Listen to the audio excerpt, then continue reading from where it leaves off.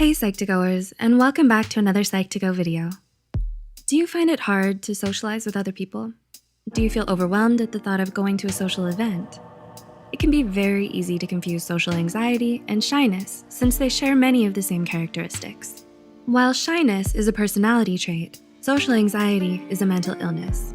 Before we begin, we'd like to mention that this video is created for educational purposes only and is not intended to substitute a professional diagnosis.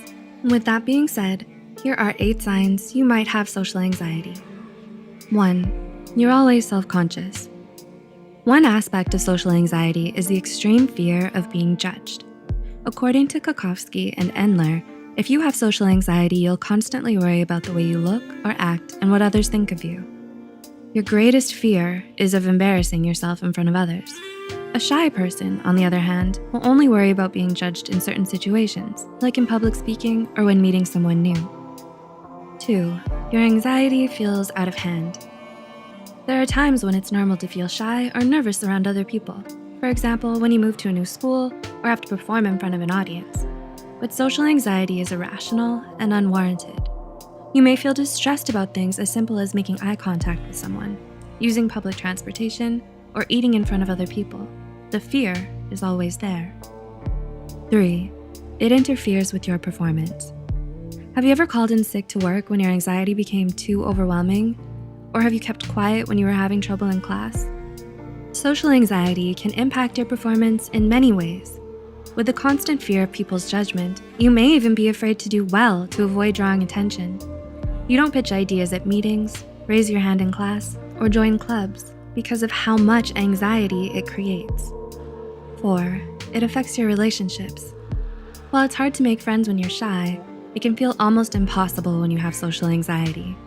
For a shy person, it's usually about breaking the ice and going through the initial awkwardness of meeting each other. But having social anxiety can complicate your relationships. You feel tense and uneasy around people no matter how close you are or how long you've known them. 5. It doesn't go away with familiarity. It's normal to feel shy at the beginning of a new relationship, but as you get to know each other, the tension will start to subside. This isn't the case if you have social anxiety. Instead, you always experience fear, distress, and embarrassment whenever you're around other people. It doesn't matter if it's your parents, siblings, or best friend. You always feel uneasy and stressed unless you're alone. 6. You overanalyze everything. Have you ever said things to yourself like, I took too long to reply and now she doesn't like me? Or, he didn't say hello this morning because he's upset with me. Social anxiety can make you obsess over your social interactions. You may spend a lot of time and energy analyzing other people's facial expressions, body language, and tone of voice to see if they really mean what they're saying or not. 7. You avoid social situations. Are you often absent or very late to social gatherings? It's a serious matter if your social anxiety leads you to avoid social situations altogether. You decline invitations, refuse to speak in front of people, and you would rather sit in the corner to avoid being noticed than mingle with anyone else. It doesn't matter if it's a normal day at work or school, your own birthday party, or even your wedding day. And 8. You have physical symptoms. Do you feel nausea, dizziness, or chest palpitations when you're in social situations? Just like most anxiety disorders, social anxiety is often accompanied by physical symptoms. Some common ones are sweaty palms, shortness of breath, lightheadedness, and trembling.